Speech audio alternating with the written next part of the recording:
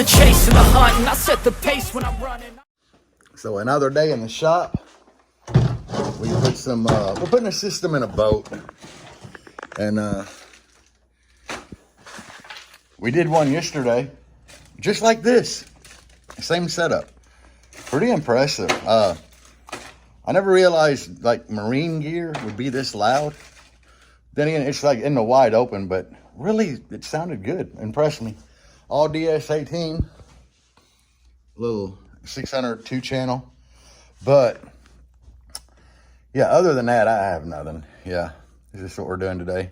I forgot my hat this morning, so I got wild hair going on. Braided my beard. Could try to keep it out the way some.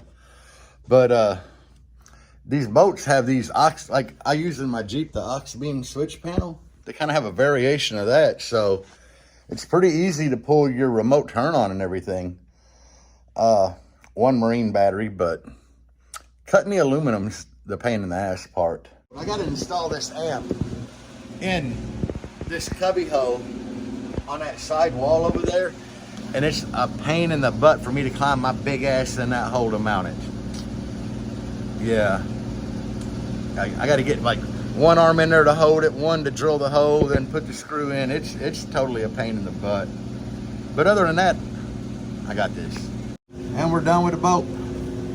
I got to go in and just vacuum some that shit up. I mean, he came in with that, but yeah, just vacuum out what we did. This should be done. It's nice to see it go, for real. We did one yesterday just like it. I didn't really film it, but today I was like, yeah, we'll start filming some of this, so we film it.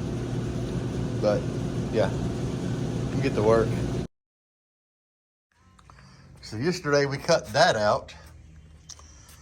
It went from here all the way up into there, all the way across. So what we're doing, I got this glued. We're gonna put the baffle up front, and we have to trim the carpet to get the baffle in here. We're probably gonna go across part of these lids. We have to split them, so part of it is still open. But what we're essentially doing, once we trim the carpet back, we're gonna do the back, the front.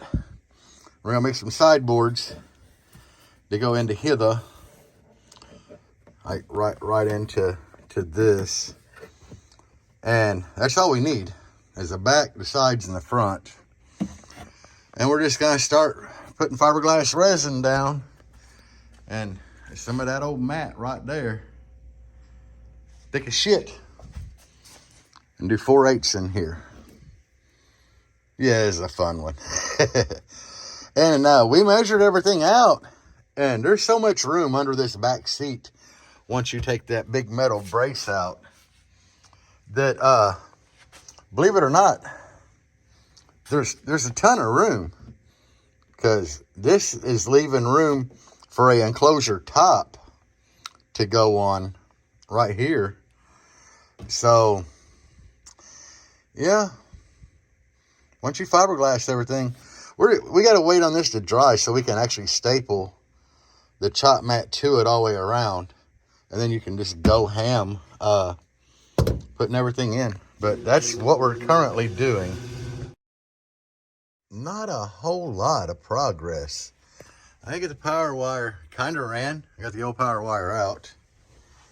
We got the first layer of baffle cut. Still trying to figure out the port. It's calling for a lot of port. But this actually go further up this way.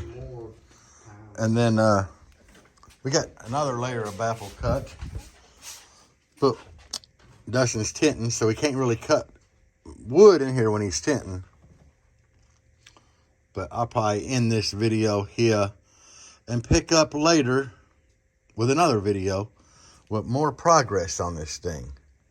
It is what it is. Peace out and base on. We got the baffle. Got it made. Started kind of doing template for the side. So we got to come from here out to here. And the side piece kind of has to be, this is just rough, but it has to be kind of angled. But we could do a drop off like this So I'm gonna staple fleece like all in there. So if it was a little fiberglass here, it wouldn't hurt nothing. But hopefully, we can get this thing to a point where I can start laying fiberglass today. That's the goal. I need to rip this shit out. So we're putting the amp rack back here, right back here.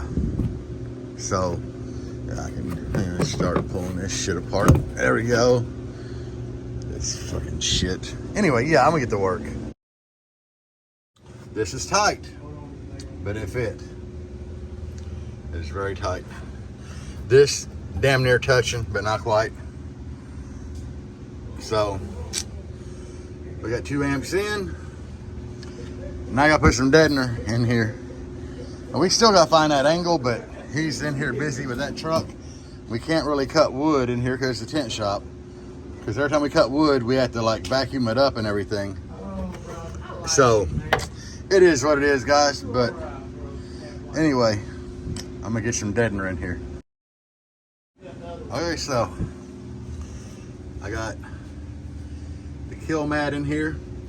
I'm gonna tell you guys, yes, I prefer Vibraflex. Like all day, every day, I prefer Vibraflex. But if you're gonna buy butyl deadener, I think kill mat's just as good as Dynamat. Shit's all the same pretty much. I think Second Skin is a different formula, but when it comes to butyl deadener, I've used this kill mat, cheap shit. It's the exact same as like Def Bonch deadener except for the rigid. The rigid is kind of like Vibraflex. Dynamat, it's all the same shit. So kill mat for the price, you might as well get it because it does the same job that anything else is gonna do. If you're getting 80 mil. So anyway, amp rack done. Deadener, back of the cab. The back of the cab's done now. Now we need to focus on getting the sideboards and the front mounted in here, so I can start fiberglass. But we got to measure angles and stuff. Yeah, it's gonna be on. The wiring's all ran through here. We got this. This is extra tall because we literally had to find an angle here and come back to 1 3/4 back here. I took this board out because we got all the mock-up done. We know where it goes. It'll go on this frame. We got to cut an angle like on this. We got to cut an angle on it and all this basically. So it's almost time for me to quit today, but amps are in. We did test this amp. Made sure everything's working. Got distribution here. You can see where I cleaned down the bare paint on those. Let me go on this other side here, guys.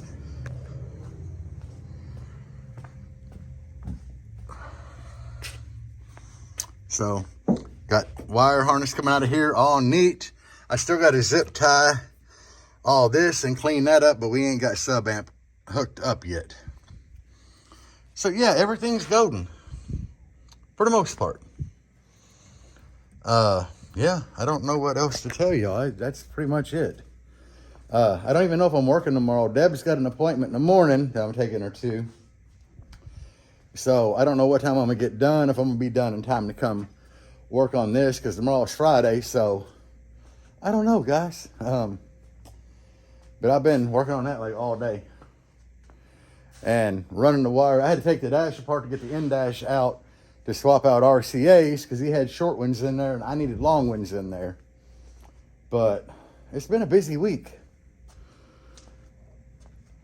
I was hoping we could have got this done earlier, but Dustin had a lot of windows to tint today. But this give you an idea. That's the line how tall we got to go. And we went 3/4 of an inch short because of a piece of wood on top. But that line is basically going to come straight up to there. So, yeah, that's how far the boxes stick out. Still getting his little cooler trays, so yeah, it's cool. By the time we get it shut down, he should have a little over 2 cubes in here. But it's going to be all glass to the floor. Like everything down there is going to be glassed. Easiest way to do it, really. Just build the frame and do it, but Anyway, guys, that's about all I got. I think I'm gonna go ahead and end this here. Get this edited and uploaded tonight. Yeah. Peace out and base on, guys. So I'm here. We got this ready to glass. Can't find a stapler, but I like to staple this stuff down to staple it to the wood, and then once you glass it, it'll fall into place. But anyway, right now I'm not working on that one. I got an F-250 out front that none of the speakers work in, so I'm gonna go work on the F-250. Yeah. So apparently they had a 4-channel in here. I hope I don't have to pull the back seat out of this. Pulling the back seat out of these Fords kind of suck. But climb my big ass up in here and pull this head unit and see what we got. Just as I suspected, they had cut the aftermarket radio wires.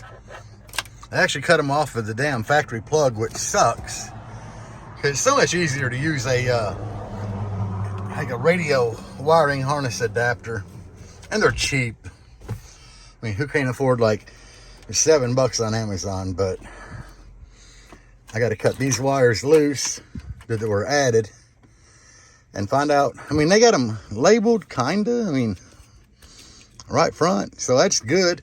I don't really need this, so yeah, let's go hook this shit up. So guys, I got the Ford F-250 out there done. It's playing, and I'm just gonna show you this.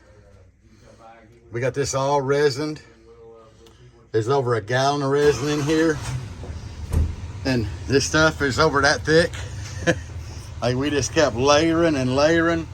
We're basically pouring resin in and just dabbing the mat down, and then where it pulled at, I just kept sticking pieces down and dabbing it with a brush, and you can still see we're getting some pulling at different areas. Really focused in these corner areas all the way around, because that's where the box is attaching to the resin. Now this box ain't gonna come out, and it's okay, that's what the customer wanted. But if you want to build a box like this that comes out, you have a couple of different options. You could use aluminum foil all over your floor, or spray it with like Pam or something. They even make fiberglass release spray. Just keep spraying it on your floor, and then put your resin and mat down, it'll pop right up. But this one ain't never coming out. I mean, you could theoretically get it out. You're just gonna have to break the wood off of it and leave the fiberglass on the floor. But this is a lot. Might take the metal out with it. Yeah, this is a whole lot. Like, we wasn't playing in here. So, and we focused a lot, like I said, through there, but down and all that, we focused with just layer. Like, what, 4 layers in the corner? Oh, fuck, more than that probably. Like, it is thick everywhere, and that's what you want. Right now, we're just kind of waiting on it to harden up, and then we'll see what we got, whether or not we need to add more. But really, it's one of them things you can't really tell until it dries and you get in there and beat on it. Just a 4/8 box, but that's what we're doing today, guys. So, yeah, I'll be back. This is the truck owner right here. We were doing this. He heard a rattling under there, and he got some damn rocks in his heat shield on his exhaust. But this is solid. Yeah, this is gonna be perfect. It hardened up nice. It's nice and thick. Go on the other side, give you another view.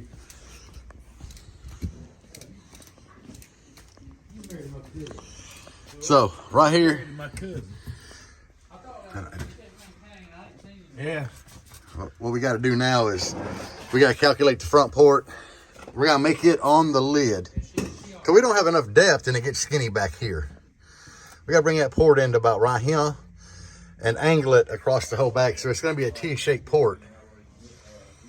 And upon about the best calculation we can come with. We're a little over 2.5 cubes on this thing. But it's getting 4/8. And hell, while we're here, it's all DS18. I'll show you what we got. We got customers in here. It is a window tint shop after all.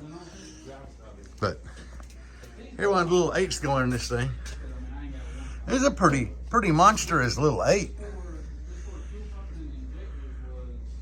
But it's getting 4 of those. So we'll probably finish it up Monday, I'm thinking, Monday. But we got to end this right here. If nothing else exciting happens, we all good. But if something else happens, I'll be back to show you. But right now, I've kind of showed you how to make your own underseat fiberglass enclosure. And this is one of them Dodge Ram 25. It's got the full size back doors. Man truck. And this thing has a ton of room in it. Like the seat in here, it sits up high. So yeah, everything in here got all that dead and it should be good. All right, guys. Peace out and bass on.